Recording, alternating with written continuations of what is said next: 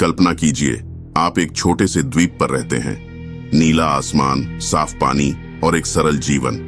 लेकिन एक दिन आसमान से सफेद राख गिरने लगती है। आपको बताया जाता है कि यह सिर्फ बारिश है, लेकिन असल में यह मौत की आहट है। यह कहानी है प्रोजेक्ट 4.1 की, जो इतिहास का एक ऐसा अंधेरा अध्याय है जिसे बहुत कम लोग जानते हैं। 1954 में अमेरिका ने मार्शल आइलैंड्स के बिकिनी एटोल पर अब तक का सबसे शक्तिशाली हाइड्रोजन बम टेस्ट किया। इस ऑपरेशन को कैसल ब्रावो कहा गया। वैज्ञानिकों ने सोचा था कि इस बम की ताकत 5 मेगाटन होगी, लेकिन यह उम्मीद से 2.5 गुना अधिक यानी 15 मेगाटन था। विस्फोट इतना बड़ा था कि इसके रेडियोधर्मी कण 100 मील दूर तक फैल गए। इस रेडियोधर्मी राख ने पास के द्वीपों पर रहने वाले हजारों लोगों की जिंदगी बदल दी।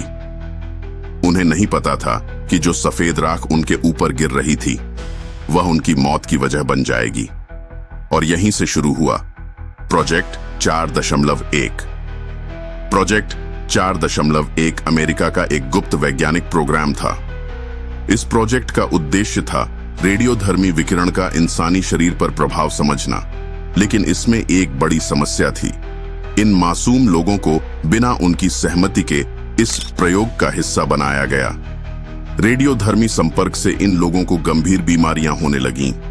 बाल झड़ना, त्वचा पर जलन, थायराइड कैंसर, गर्भपात और यहां तक कि आनुवंशिक बीमारियां। लेकिन अमेरिकी सरकार ने इसे सिर्फ वैज्ञानिक डेटा के रूप में देखा। सबसे चौंकाने वाली बात यह है कि अमेरिका ने इस पूरे मामले को गुप्त रखा। द्वीपवासियों को कभी नहीं बताया गया कि वे एक खतरनाक वैज्ञानिक प्रयोग का हिस्सा हैं, और यह सिर्फ इसलिए किया गया ताकि विकिरण के प्रभावों पर डेटा जुटाया जा सके। आज मार्शल आइलैंड्स के लोग इस त्रासदी के प्रभाव को अब भी महसूस कर रहे हैं। वहां कैंसर और अन्य स्वास्थ्य समस्याओं की दर सामान्य से कई गुना अधिक है। जो लोग विस्थापित हुए वे कभी अपने घर नहीं लौट सके। यह मानवता के खिलाफ एक बड़ा अपराध था। प्रोजेक्ट 4.1 हमें यह सिखाता है कि विज्ञान और तकनीक के नाम पर मानवता की अनदेखी नहीं की जा सकती। आज ऐसे प्रयोगों को रोकने के लिए अंतर्राष्ट्रीय नियम बनाए गए हैं, लेकिन सवाल यह है, क्या हमने वास्तव में इससे कुछ सीखा है?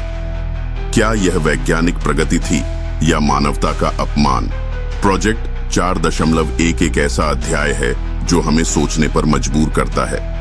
आपकी क्या राय है? कमेंट में जरूर बताएं और ऐसी अनसुनी कहानियों के लिए चैनल को सब्सक्राइब करें।